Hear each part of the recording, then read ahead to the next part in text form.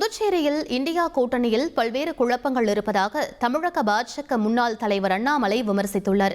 புதுச்சேரியில் தேசிய ஜனநாயக கூட்டணியில் ஊசுடு தொகுதியில் பாஜக சார்பில் போட்டியிடும் வேட்பாளர் தீப்பாய்ந்தானை ஆதரித்து தமிழக பாஜக முன்னாள் தலைவர் அண்ணாமலை பிரச்சாரம் மேற்கொண்டார். அப்போது புதுச்சேரி மக்களின் அன்பை பெறுவதற்காகவே பிரதமர் மோடி வந்ததாகவும் குறிப்பிட்டார். தவறானவர்களுக்கு வாக்கை செலுத்தக்கூடாது என்றும் பிரச்சாரம் செய்தார்.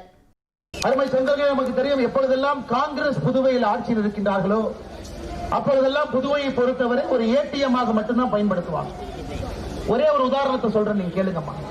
2004 இருந்து 14 வரை மத்தியில் இருக்கக்கூடிய காங்கிரஸ் ஆட்சி புதுவைக்கு கொடுத்தது வெறும் 9,000 கோடி ரூபாய். 10 ஆண்டுகள்ல 9,000 கோடி. பாரத பிரதமர் நரேந்திர மோடி அவர்கள் 2014 இருந்து 2025 வரை புதுவைக்கு கொடுத்தது 26,000 கோடி ரூபாய்.